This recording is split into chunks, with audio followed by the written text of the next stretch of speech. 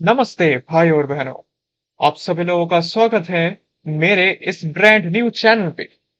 इस चैनल पे हम आपको पढ़ाने वाले हैं क्लास 11 12 एनसीईआरटी के सारे चैप्टर्स जो कि साइंस में है, मतलब फिजिक्स, केमिस्ट्री, बायोलॉजी और मैथ्स। इस चैनल पे आप सभी लोगों को वो मिलेगा जो कि आपको प्रिसाइसली रिक्वायर्ड है आपके फर्स्ट बोर्ड प्रिपरेशन के लिए, सेकंड किसी भी कॉम्पिटेटिव एग्जाम के प्रिपरेशन के लिए,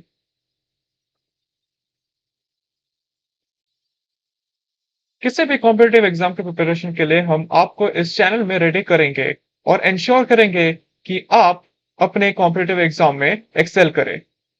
लेकिन आप लोग बोलोगे भैया, हम लोगों का तो एक और चीज भी है, हम सारे तो डमी स्कूल्स में नहीं पढ़ते, तो हमें अपने स्कूल से भी अच्छे नंबर लाने पड़ते हैं ताकि हम अपने मम्मी पापा को दिखा पाए कि मम्मी पापा हम लोग अच्छी तरीके से पढ़ रहे हैं।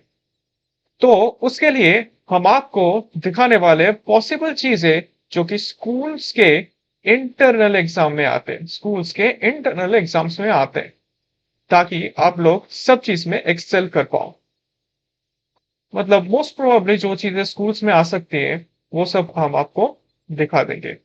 तो मैं आपसे शायद से 1 साल या फिर 2 साल का बड़ा होऊंगा, तो आप सभी लोग मुझे भैया करके बुला सकते हो, ठीक है।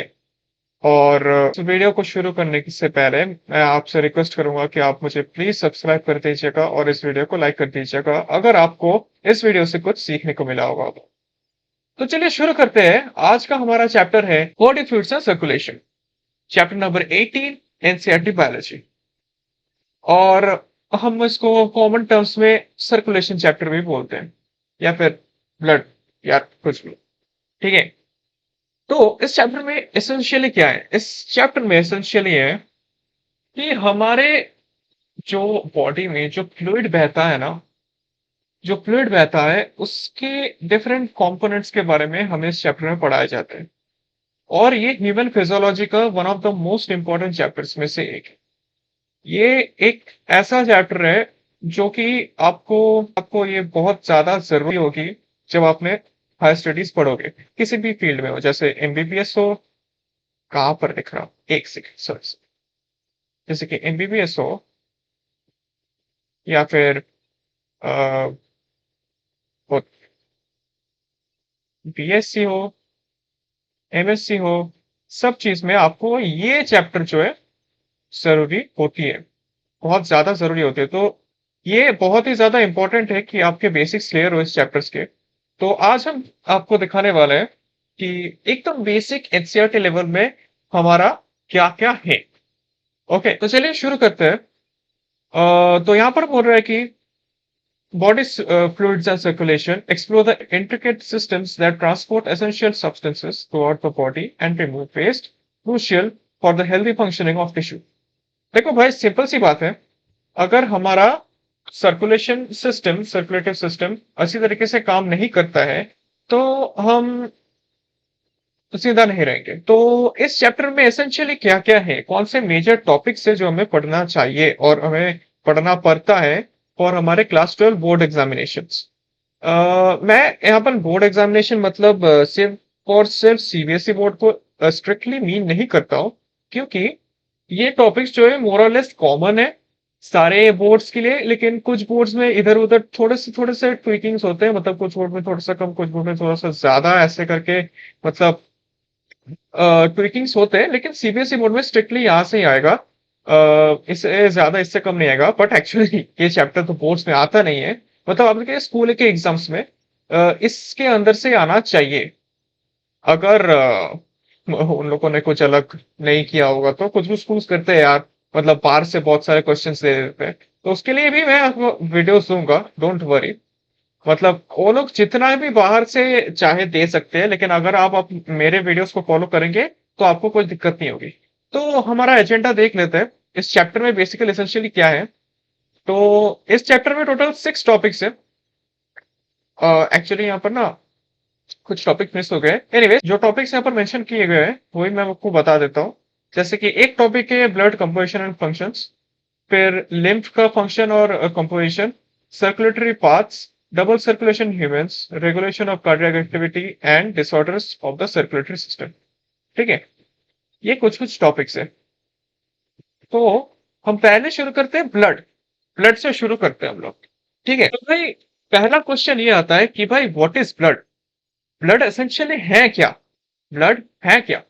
तो भाई ब्लड बेसिकली है ना एक कलेक्टिव, एक सॉरी, एक फ्लूइड कनेक्टिव टिश्यू है। फ्लूइड कनेक्टिव टिश्यू, जिन लोगों ने टिश्यू चैप्टर पढ़ा होगा उनको पता होगा कि कनेक्टिव टिश्यू क्या है। जिनको पता नहीं है उनके लिए मैं वीडियोस जरूर रिलीज कर दूंगा, सो दिक्कत की कोई बात नहीं है। तो बेसिकली एक फ्लूइड कनेक्टिव टिश्यू है हमारा ब्लड। हाँ, तो बेसिकली फ्लूइड को भी अगर छोड़ने की कोशिश कर सकते हो तो छोड़ सकते हो, कोई दिक्कत की बात नहीं है। तो ब्लड हमारा एक कनेक्टिव टिश्यू है, ठीक है, जो हमारे through out the body flow करता है।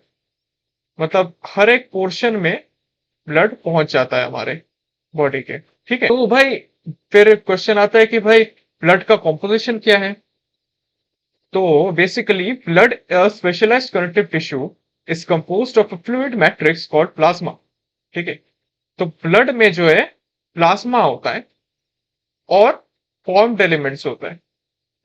एक कनेक्टिव टिश्यू है जिसके अंदर फ्लूइड मैट्रिक्स होता है जिसका नाम है प्लाज्मा और फॉर्म्ड एलिमेंट्स। तो मतलब समझ लो ये है ब्लड, ठीक है, इसमें ये है प्लाज्मा और ये है फॉर्म एलिमेंट्स। ठीक है, तो ऐसा कुछ हमारा ब्लड का मतलब क्या बोल सकते हैं, ऐसा कुछ हमारा ब्लड का पाई चार्ट दिखेगा। Plasma constitutes about 55% of the blood volume. ये एक्चुअली बहुत ज्यादा इंपॉर्टेंट है गाइस, क्योंकि ये एनसीईआरटी का एक नीट का एक बहुत इंपॉर्टेंट क्वेश्चन है कि भाई कितना परसेंटेज एक्चुअली आता है। 55% of blood volume is plasma and 45% is the formed elements. ठीक है, तो मैं इस डायग्राम को थोड़ा सा मॉडिफाई करूंगा। ठीक है, तो ऐसे गोल बनाएंगे हम लोग, इसको एक्चुअली नहीं, ऐसा, और यहाँ पर हम इसको देंगे 55%। ठीक है, और इसको देंगे हम 45%। ये है अपना प्लाज्मा और ये अपना, सॉरी, अरे इरेज हो जा भाई। हाँ, ये हमारा फॉर्म्ड एलिमेंट्स। सॉरी गैस, थोड़ा सा दिक्कत हो रहा है मेरे को। मैं एक्चुअली जो है बहुत दिनों बाद अपना ये यूज कर रहा हूँ पेन टैबलेट, सो थोड़ा सा दिक्कत हो रहा है। ये दिक्कत चला जाएगा कुछ दिनों में। तो ये प्लाज्मा 55% है और ये फाउंड एलिमेंट्स जो है 45% है। ये कोई आयरन नहीं कहेगा इसको, ठीक है। आयरन एफ ही होता है, कैपिटल एफ ही होता है, ऐसा होता है आयरन। ठीक है, ये किस कोई आयरन नहीं कहेगा इसको, तो आयरन की तरह दिख रहा है बट कोई कंफ्यूज नहीं करेगा। ठीक है, ये फॉर्म्ड एलिमेंट्स है। एक भी देता हूँ भाई, चलिए फॉर्म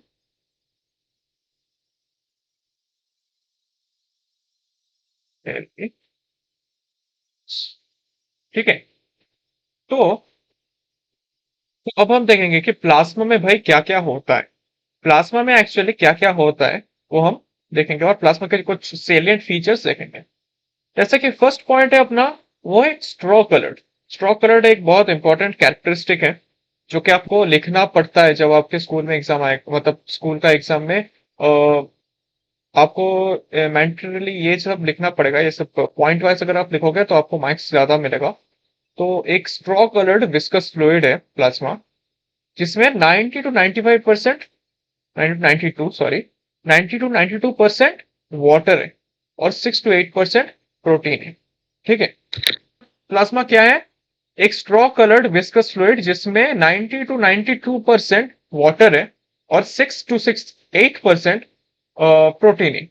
अब इस प्रोटीन के अंदर कुछ मेजर प्रोटीन्स है जिनके नाम आपको याद रखने पड़ेंगे और जिनका फंक्शन भी आपको याद रखना पड़ेगा। उनमें से फिब्रिनोजेन एक है जिसके बारे में आपको होपफुली पता ही होगा। फिब्रिनोजेन क्लॉटिंग और कोआगुलेशन में हेल्प करता है, ठीक है, ये आपको पता ही होगा। लेकिन ये दोनों बहुत ज्यादा इंपॉर्टेंट है, ठीक है, ये दोनों बहुत ज्यादा इंपॉर्टेंट है, मैं इनको स्टार मार्क दे रखता हूँ, क्योंकि ये भाई नीट के जो है स्टार्ट क्वेश्चन है। मतलब ये बहुत जनों को, ये जो ना एक्चुअली बुक में एक कोने में लिखा होता है, तो बहुत जन इसको इग्नोर कर देते हैं या फिर बोलते हैं भाई इतना ज्यादा इंपॉर्टेंट नहीं है, बट एक्चुअली इससे बहुत सारे क्वेश्चन आते हैं, बहुत ईयर में इससे क्वेश्चंस आए हैं। और मैं खुद भूल गया था कि भाई एक्चुअली ये एग्जिस्ट करता है, और मैं गलती करके आ गया था, not in NEET but in one of my school exams मैं इसको गलती करके आ गया था। सो ये क्या हो रहा है, मुझे शेप नहीं ड्रॉ कर रहा था, एक सेकंड। हाँ, सो ग्लोबुलेंस का काम क्या है, ग्लोबुलेंस का काम क्या है? Globulins are a type of protein जिनका काम है डिफेंस मैकेनिज्म, बस इतना, बस इतना। ग्लोबुलेंस का काम है डिफेंस मैकेनिज्म में ऐड करना। बेसिकली डिफेंस मैकेनिज्म मतलब हमारा बॉडी का इम्यूनिटी पावर, ठीक है। तो ग्लोबुलेंस का काम है इस इम्यूनिटी पावर को एनहेंस करना, ठीक है। और एल्बम इसका काम है ऑस्मोटिक बैलेंस को मेंटेन रखना। मतलब जो ऑस्मोलैरिटी है, ऑस्मोलैरिटी हमारे बॉडी का, उसको जो है मेंटेन रखना। क्या हैंड राइटिंग है भाई, तौबा तौबा। तो गाइस प्लीज मुझे माफ कर देना, मैं ना बहुत स्ट्रगल कर रहा हूँ ये यूज करने में, बट एनीवेज, ऑस्मोलैरिटी इसको जो है कंट्रोल करता है अपने एल्बुमिन। अदर देन दैट इनमें प्रोटीन्स होता है, वाटर होता है, और अदर देन दैट वहां पर इनमें मिनरल्स होता है, जैसे कि sodium, calcium, magnesium, bicarbonate ions, chloride ions, glucose, amino acids and lipids, ठीक है। ये भी आपको याद रखना पड़ेगा। तो फिर से एक बार देख लेते हैं, इसमें sodium, calcium, magnesium, bicarbonate, chloride, glucose, amino acids, lipids. तो भाई ये जो सारे आप लोग देख पा रहे हैं, ये सारे आयन्स आपको याद रखने पड़ेंगे।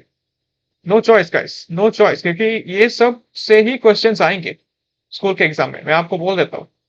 ये सब से ही क्वेश्चंस आएंगे कोई स्कूल एग्जाम में, और अगर आप लोग ये सब अच्छी तरीके से कर पाते हो तो फिर आपका स्कूल एग्जाम क्रैक इजीली हो जाएगा। मतलब बहुत अच्छे से आप सबसे बेस्ट स्कोर कर पाएंगे क्लास में, ठीक है। और ये एक बहुत इंपॉर्टेंट एक पॉइंट है, ठीक है, जिसको मैं अगेन स्टार करूंगा बोलने से पहले।